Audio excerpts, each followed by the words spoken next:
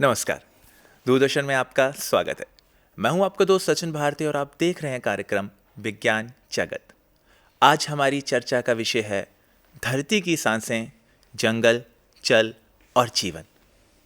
पर्यावरण हमारे जीवन का सबसे महत्वपूर्ण पहलू, लेकिन इस पहलू में बहुत सी धाराएं जुड़ी हैं। आप, मैं, पक्षी, जंगल और न जाने क्या क्या। लेकिन इन धाराओं को जोड़ के रखने की जिम्मेदारी बहुत कम लोगों ने बना के रखी है। आज स्टूडियो में एक ऐसे ही शख्स ने राब्ता कायम किया है जिन्होंने इन धाराओं को बहुत ही खूबसूरत तरीके से जोड़ के रखा है।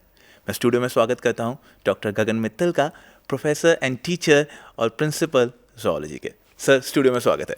बहुत बहुत धन्यवाद सचिन जी। सर, सबसे पहले जो सवाल मैं आपसे पूछना चाहूँगा कि गोल्डन ब्रह्म सरोवर कम्युनिटी क्या है, कब स्थापना हुई और आप इससे कैसे जुड़े? सचिन जी, पहले तो मैं दूरदर्शन की टीम और आपका धन्यवाद करना चाहूँगा जी कि आपने आज मुझे अपने स्टूडियो में बुलाया जी ताकि मैं अपने विचार आपसे साझा कर सकूं।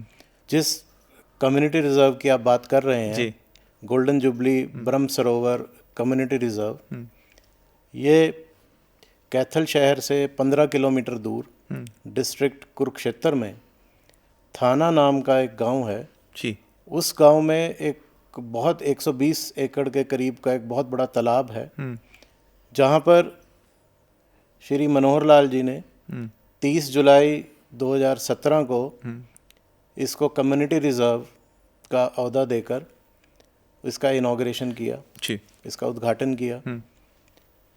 मैं आपको बताना चाहूँगा कि ये कम्युनिटी रिजर्व थाना गांव में कई वर्षों से वहाँ पर है। ब्रह्म सरोवर इसको कहते हैं। जो वहाँ के लोगों की मान्यता है वो यही है कि यही असली ब्रह्म सरोवर है जी और उनकी धार्मिक आस्थाएं इस सरोवर के साथ जुड़ी हुई हैं।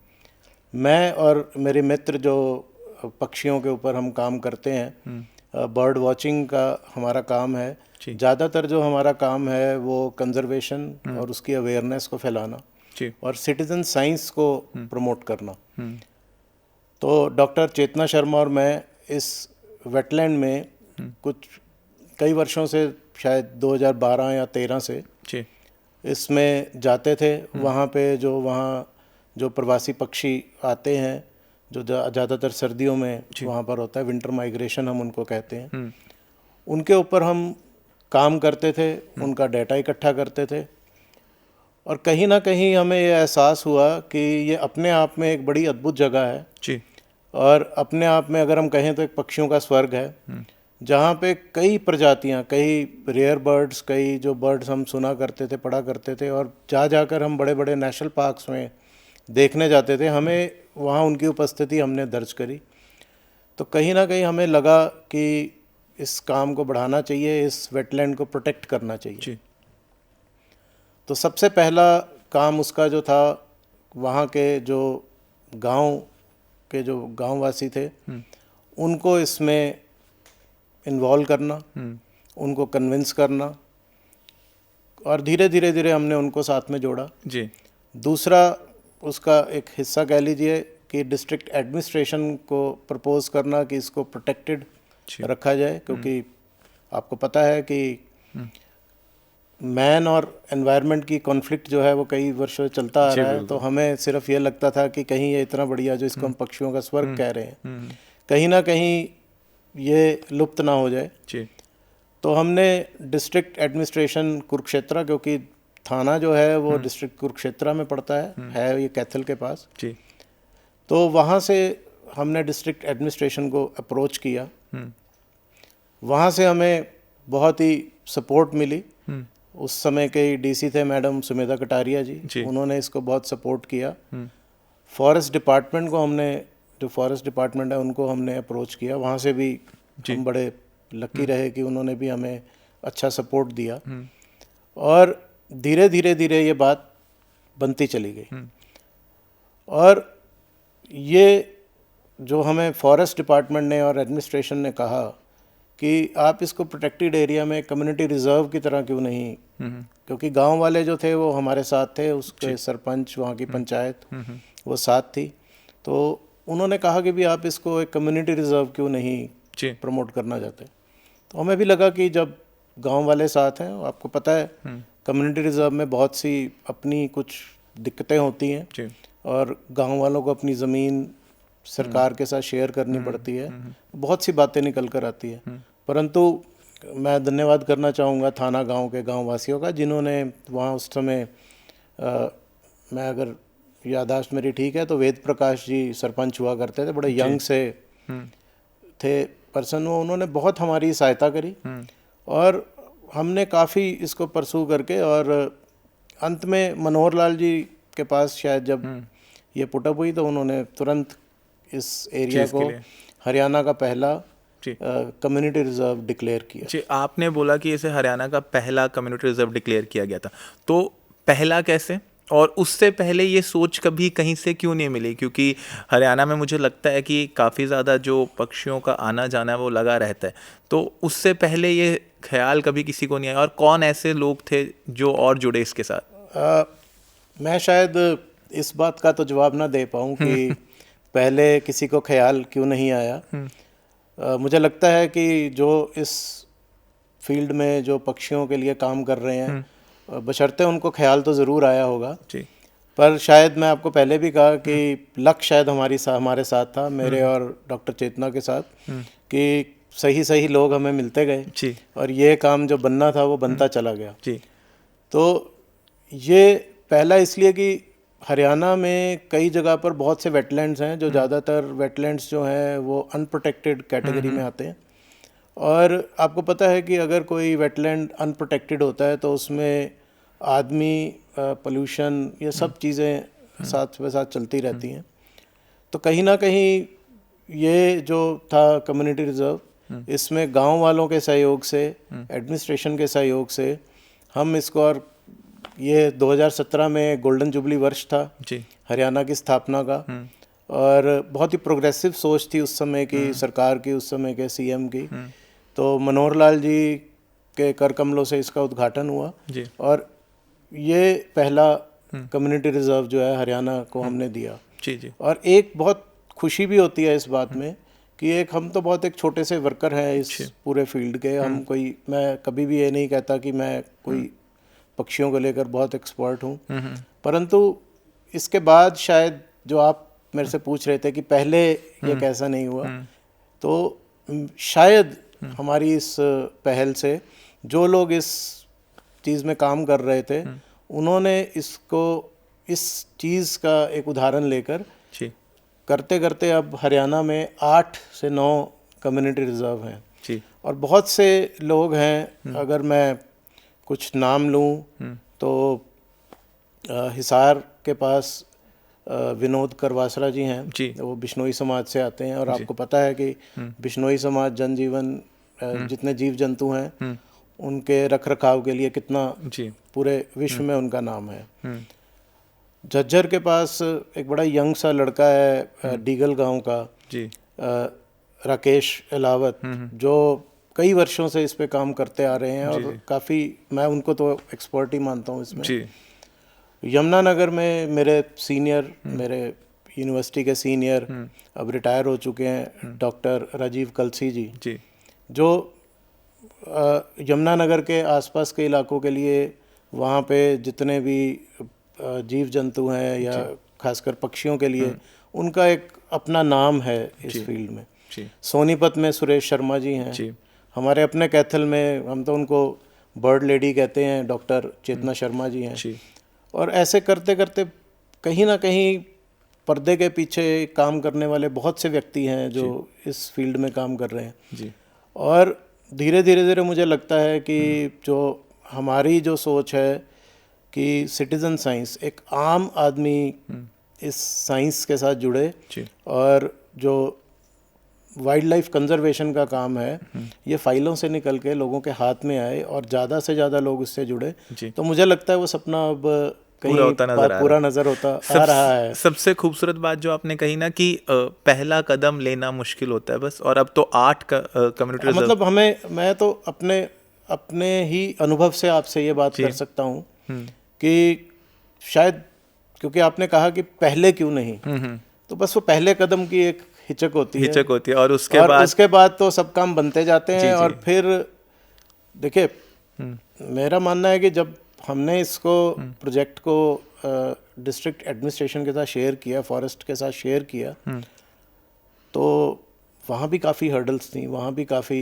मुश्किलों का सामना करना पड़ा। परंतु जब आप एक चीज़ को मन में ठान कर चलें, तो आप हर मुश्किल का सामना भी करते हैं, आप हर प्रॉब्लम को उस हिसाब से उसका जवाब भी देते हैं, और कहीं ना कहीं आप सक्सेसफुल भी हो जाते हैं। मुझे लगता है कि सबसे इम्पोर्टेंट होता है कि आपको वो नेचर के साथ इश्क होना चाहिए, आपको वो लव होना चाहिए कि आप वो जिम्मेदारी को समझें। तो एक चीज़ जो मेरे मन में आती है कि जब आपने इस जगह को देखा, तो हर एक जगह की एक अपनी धार्मिक इम्पोर्टेंस होती है, एक उसकी हिस्ट्री होती है, एक ज्योग्राफिकल इम्पोर्टेंस होती है। तो आप इस क्षेत्र की इन सब इम्पोर्टेंस को कैसे डिस्क्राइब करेंगे? जैसा कि मैंने शुरू में आपको कहा कि थाना गांव के निवासी जो हैं वो इसको असली ब्रह्म सरोवर मानते हैं, और मुझे लगता है कि अगर जीव जंतुओं के साथ आपकी धार्मिक आस्था जुड़ जाए, तो फिर वही लक वाली बात आती है, आपकी किस्मत अच्छी होती है कि वहाँ का जो निवासी है वो उस जगह को अपनी धार्मिक आस्था के कारण उसको प्रोटेक्ट करना शुरू कर देता है जी। और कुछ ऐसा ही थाना के ब्रह्म सरोवर कम्युनिटी रिजर्व के साथ भी रहा। अगर आप इस पूरे वेटलैंड को देखेंगे, 120 एकड़ का वेटलैंड है ये, और इसके दो किनारों पर, एक किनारे पर आश्रम है, मंदिर है, और दूसरे किनारे पर घाट है जी। और ये बीच में एक बहुत बड़ा वेटलैंड जो है ये उसमें है। और इसमें बहुत ही पुराने पुराने वृक्ष, क्योंकि जब हम 2012 से जाने शुरू हुए, वहाँ के बड़े बूढ़ों से बात हुई, उनसे जो हमारी बातचीत हुई, तो हमें पता लगा, क्योंकि वो कहते हैं कि ये पेड़, आपको पता है कि हमारे हरियाणा में, पंजाब में हमारे जितने भी फोकलोर है उसके अंदर एक वृक्ष का बहुत नाम आता है, पीलू के वृक्ष का, जिसको हम जाल का वृक्ष कहते हैं। तो बहुत बड़े बड़े जाल के वृक्ष थे इसके आसपास, वेटलैंड के आसपास, और हम जब उनके पास बैठते थे, उनसे बात करते थे, तो वो बताते थे कि भी क्या पता ये महाभारत के युग के हैं। तो जब धार्मिक आस्था जुड़ती है, हमें लगा कि जब लोगों की धार्मिक आस्था है तो हमारे लिए वो बहुत फ़ायदेमंद रहा जी। पुराने लोग जितने भी थे वो स्थान की पूजा करा करते थे जी।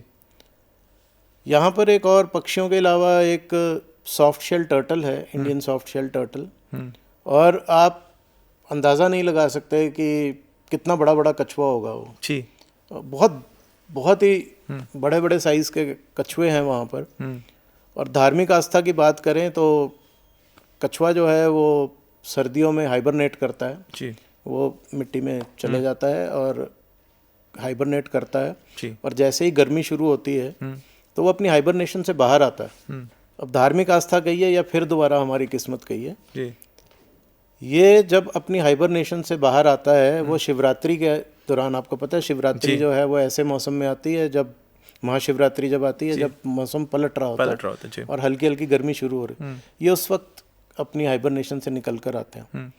सो जो आपके बड़े बूढ़े आपको आपकी संस्कृति में, आपके धार्मिक आस्था आपकी कहते हैं कि भी ये ऐसे होते, आप उसको अपनी आंखों से देख लो तो आपकी आस्था और उसमें बढ़ जाती है जी।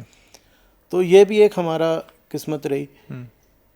यहाँ पर हमें ये लगा कि जब इनकी धार्मिक आस्था इसके साथ जुड़ी हुई है तो अगर हम कोशिश करें तो ये गांव वाले हमारा साथ देंगे कि इसको हम प्रोटेक्टेड एरिया डिक्लेयर करवा सकें उनके सहयोग से।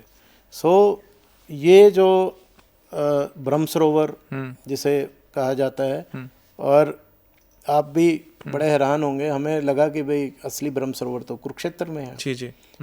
तो हमने थोड़ी सी छानबीन करनी शुरू करी। होता क्या था कि मैं और मैडम चेतना जी, हम अपना कैमरा और बायनोकुलर लेके, दूरबीन लेकर जब निकलते थे, अब कोई दो व्यक्ति घंटों वहाँ पे दूरबीन लगा के खड़े हैं तो वाजिब है कि आपसे कोई ना कोई आके तो पूछेगा, खासकर बड़े बूढ़े पूछेंगे कि बेटा कर क्या रहे हो।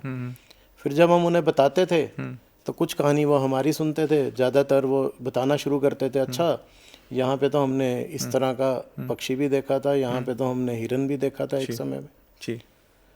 तो करते करते जब बात आई तो हमने कहा कि जी आप इसको ब्रह्म सरोवर कहते हो, कहीं पे लिखा भी हुआ है कि ये ब्रह्म सरोवर है। तो उन्होंने एक मंदिर के अंदर एक प्लेट लगी हुई थी किसी अंग्रेज अफसर की, जी, जिसमें उस अंग्रेज अफसर ने लिखवाया हुआ था कि ये जो है ब्रह्म सरोवर, जी, तो ये ब्रह्म सरोवर है और ये गांव थाना के अंदर है। तो उनकी आस्था इसके साथ जुड़ी हुई थी। जी, हमारा काम और बन रहा आसान था हो गया। कि जी, प्रोटेक्टेड एरिया है, तो हमने इसको काफ़ी आगे बढ़ाया और 2017 में हम इसको जी, हरियाणा का पहला कम्युनिटी रिजर्व जी। डिक्लेयर कराने में। एक आपने शब्द यूज़ किया था वेटलैंड, तो कम्युनिटी रिजर्व और वेटलैंड इनके बीच का अगर एक लेमैन लैंग्वेज में हम डिफ्रेंशिएट करना चाहें तो क्या डिफरेंस है? देखिए, वेटलैंड एक, अगर मैं कहूँ कोई भी आप ये कह लीजिए कोई तालाब, कोई लेक, वेटलैंड का मतलब कि कहीं पर भी अगर पानी इकट्ठा हो रहा है, उसमें जीव जंतु पनप रहे हैं, तो वो एक वेटलैंड है। और वेटलैंड जो है वो छोटे से छोटा भी हो सकता है, बड़े से बड़ा भी हो सकता है। जैसे कि मैंने कहा कि ये एरिया जो थाना का है ये शायद 120 एकड़ का है, बट और बहुत से वेटलैंड हैं जो इससे भी बड़े वेटलैंड हैं। वेटलैंड कुछ ऐसे वेटलैंड्स भी हैं कि जैसे अब आगे मानसून का आने वाला है, जुलाई से मानसून आ जाएगा, तो कहीं पे भी अगर ज़मीन में कोई डिप्रेशन है तो वहाँ पे पानी इकट्ठा हो जाएगा, और आगे मानसून के बाद सर्दियाँ शुरू होंगी, पानी इवेपोरेट कम होगा, तो वहाँ पे एक टेम्परेरी आप कह लीजिए वेटलैंड बन जाएगा। जो प्रवासी पक्षी हैं वो सितंबर अक्टूबर से दूर दराज साइबेरिया से, यूरोप से, चाइना से, लद्दाख से वो माइग्रेट करना शुरू करते हैं, क्योंकि पहाड़ों में ऊपर जो आपका नॉर्दर्न हेमिस्फीयर है वहाँ पे टेम्परेचर बहुत कम हो जाता है, तो वो थोड़े और जो हल्के ठंडे इलाके हैं हमारे भारत की तरह, तो ये इधर प्रवास करना शुरू कर देते हैं। तो उस दौरान जब वो आते हैं तो वो उन वेटलैंड्स को अपना एक स्टॉप ओवर कह लीजिए या फ्लाई ओवर आप कह लीजिए, तो वो उसको वहाँ पर आराम करते हैं और जहाँ उनको जाना है आगे वो वहाँ पे प्रवास करते हैं। तो वेटलैंड जो है, वेटलैंड तो कोई भी जहाँ पर पानी इकट्ठा हो गया जहाँ पे आपको लगता है जीव जंतु पनप रहे हैं, वो एक वेटलैंड बन सकता है। हरियाणा में ऐसी बहुत सी जगहें हैं, और अगर आप देखें तो हर गांव के अंदर एक तालाब होता था, तो वो तालाब सब जो हैं वो वेटलैंड का हिस्सा है। जहाँ तक कम्युनिटी रिजर्व की बात है, कम्युनिटी रिजर्व एक ऐसा है जहाँ पर सरकार किसी एरिया को प्रोटेक्टेड घोषित करती है। इसमें जो वहाँ के गांव के लोग हैं, मैं और आप हैं, अगर मुझे लगता है, अगर मेरे पास आपके पास कहीं पर ज़मीन है और मुझे लगता है कि यहाँ पर बहुत से पक्षी या जीव जंतु पनपते हैं, तो शायद मैं भी उसको कम्युनिटी रिजर्व बनाने की, परंतु कम्युनिटी मीन अगर कोई गाँव की ज़मीन या कुछ जहाँ पर उनको लगता है कि भी इसको प्रोटेक्शन होनी चाहिए, तो वो सरकार को अपनी ज़मीन जो है एक तरह से घोषित करते हैं कि आप इस पे कम्युनिटी रिजर्व बनाइए।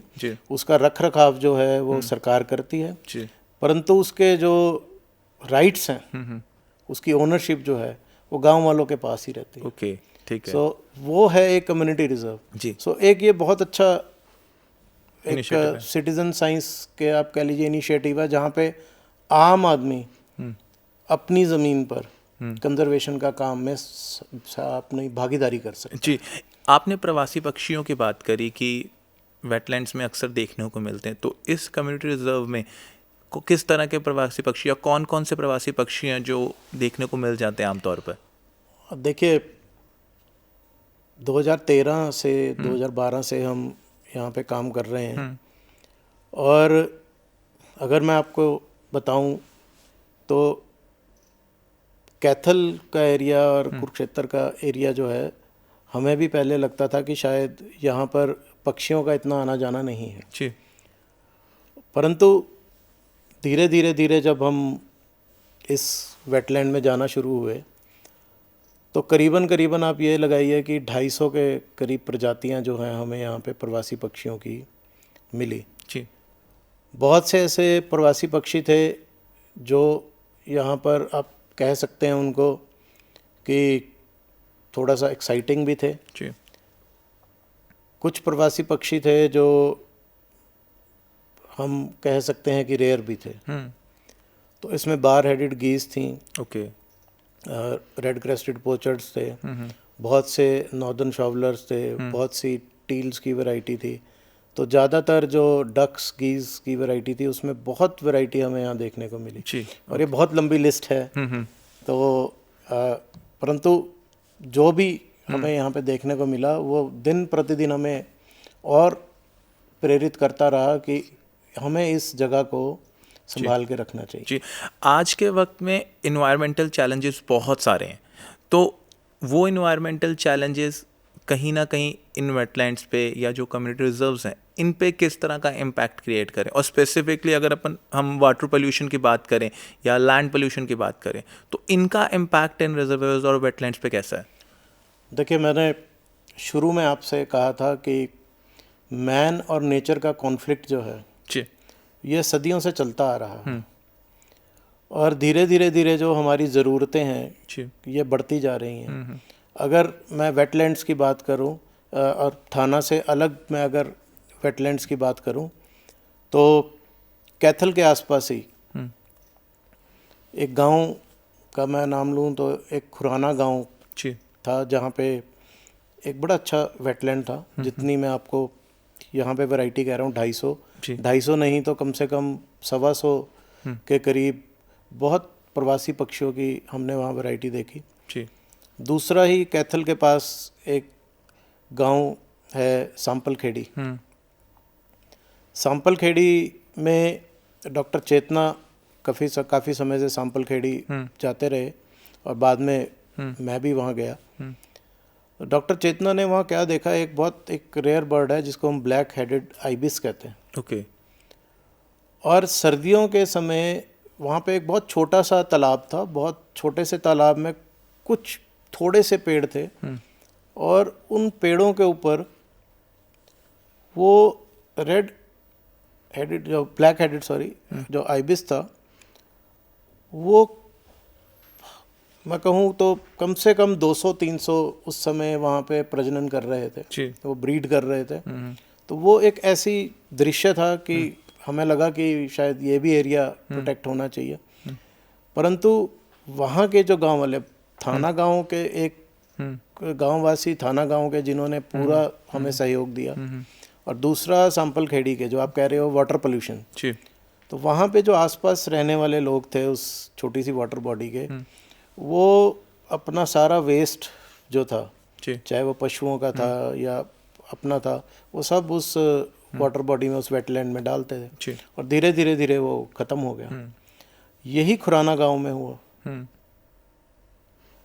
कि जब आदमी उसको अपनी धरोहर नहीं समझेगा और अपना एक हक मानेगा कि भी मैं इसमें गंदगी फैला सकता हूँ, तो धीरे धीरे सब वेटलैंड्स जो हैं वो ख़त्म हो जाएंगे। जी, किसी भी शहर में अर्बनाइजेशन, आपको पता है कि अर्बनाइजेशन बहुत ज़्यादा बढ़ती जा रही है। जी, बिल्कुल। अब ये अर्बनाइजेशन जो है ये इन्हीं वेटलैंड्स के ऊपर बनती जा रही है कि धीरे धीरे हम ज़मीन के ऊपर एक लकड़ी के जंगल को ख़त्म करके हम अर्बन जंगल बनाते जा रहे हैं। तो कहीं ना कहीं जो इसका असर है वो इन्हीं वेटलैंड्स पर आएगा।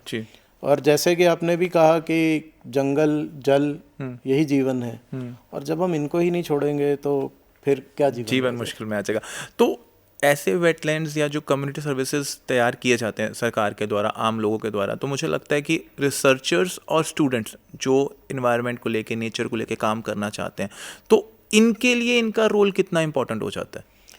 देखिए, जो भी रिसर्चर है, स्टूडेंट है, और मैं तो कहूँगा एक आम आदमी है जी, साइंस जो है वो सिर्फ साइंटिस्ट की धरोहर नहीं है। साइंस जो है वो एक आम आदमी भी उसको बड़े खुले दिल से एक्सेप्ट कर सकता है। और यही जो है शायद हमारा भी जो ध्येय था ये यही था कि हम सिटीजन साइंस, हम उस साइंस को रिसर्च पेपर से निकालकर, क्लासरूम से निकालकर एक आम आदमी के पास लेकर जाए। और यहाँ पर कहीं ना कहीं हमें लगता है कि हम इस चीज़ में बहुत सक्सेसफुल भी रहे हैं। मैं एक टीचर हूँ zoology का, और क्लासरूम टीचिंग से अलग मैडम के साथ हम बहुत बच्चों को हम इन वेटलैंड्स पे लेकर जाते थे। जी इन वेटलैंड्स पे ले जाकर हम उनको दिखाते थे, उनको सिखाते थे कि कैसे आप प्रोटेक्शन कर सकते हो, कैसे आप बर्ड को आइडेंटिफाई कर सकते हो, जी कैसे आप इसका डाटा क्रिएट कर सकते हो, कैसे आप अपने और लोगों को इसके साथ जोड़ सकते हो। तो हम बहुत से फिर धीरे धीरे धीरे ये बात फैलती गई, और एक बार तो हमारे पास थाना गांव के सरपंच जी का फ़ोन आया, वेद प्रकाश जी का, कि सर बहुत से बच्चे यहाँ पर आए हुए हैं, नेशनल इंस्टीट्यूट है कुरुक्षेत्रा में डिज़ाइन का, NID, कहते हैं उनके पूरी एक क्लास आई हुई है और वो आपको याद कर रहे हैं, वो इस पूरे वेटलैंड के का स्टडी करना चाहते हैं। जी तो मैं और डॉक्टर चेतना जब पहुँचे तो नेशनल इंस्टीट्यूट ऑफ डिज़ाइन के बच्चे शायद ये सोच कर आए थे कि भी इसकी डिज़ाइनिंग को लेकर, इसके स्ट्रक्चर को लेकर वो कुछ रिसर्च करेंगे। जी परंतु जब हमसे बात हुई और हमने उन्हें पक्षियों के बारे में बताया, तो जो उनके चेहरे पे जो खुशी थी, जी जो एक्साइटमेंट थी, तो मुझे लगता है कि वो एक्साइटमेंट एक आम आदमी जो है वो साइंस के साथ जुड़कर जी बहुत एक्साइट कर सकता है। जी और जहाँ तक रिसर्चर्स की बात है, रिसर्चर्स जब तक इन बातों को सरकारों के साथ, एडमिनिस्ट्रेशन के साथ, लोगों के साथ अपनी रिसर्च को नहीं शेयर करेंगे, तब तक मुझे लगता है कि ये कंजर्वेशन का काम जो है ये सिर्फ किताबों में जी, बट कहीं ना कहीं उन सब के लिए भी एक जो अपॉर्चुनिटी है ये ज़रूर क्रिएट कर रहा है। तो जाने से पहले आप आम लोगों को या आम जनता को एक छोटा सा क्या संदेश देना चाहेंगे कि क्या ज़रूरत है इनकी आज हमारे पर्यावरण में, और किस तरह से हम इन्हें सुरक्षित रख सकते हैं? देखिए, मैं सिर्फ एक ही मैसेज देना चाहूँगा, जो आपका टॉपिक भी है, कि जल ही जीवन है और जीव है तो जीवन है। जी और कभी भी आप हमारी संस्कृति में देखिए, हम अपनी गली में अगर कोई भी जानवर आता है हम उसको रोटी खिलाए बगैर नहीं भेजते। जी परंतु जब हमारे पे जिम्मेवारी डाली जाती है कि वाइल्ड लाइफ को कंजर्व करना, इस एरिया को कंजर्व करना, तो कहीं ना कहीं हमें लगता है कि ये काम तो सरकार का है। जी और मैं अपने एक्सपीरियंस से आपसे ये कह सकता हूँ कि सरकार तक पहुँचाने का काम भी हमारा ही है। जी बिल्कुल। उनके कानों तक ये बात पहुँचानी, सरकार काम करती है, जी सरकार बहुत अच्छा काम करती है, परंतु अगर सिटीज़न जुड़ के, एक आम आदमी जुड़कर भी सरकार के साथ हाथ मिलाएगा तो कौन सी सरकार है जो मना कर पाएगी? जी बिल्कुल सही। ज़रूरी है, पर्यावरण हमारा, जिम्मेदारी हमारी। सरकार काम करती है लेकिन उसके लिए ज़रूरी है कि हम अपनी जिम्मेदारी को सही तरीके से निभाएं, क्योंकि पर्यावरण हमारा है और उसे सुरक्षित रखने की जिम्मेदारी भी हमारी है। सर, स्टूडियो में जुड़ने के लिए धन्यवाद। बहुत बहुत धन्यवाद आपका।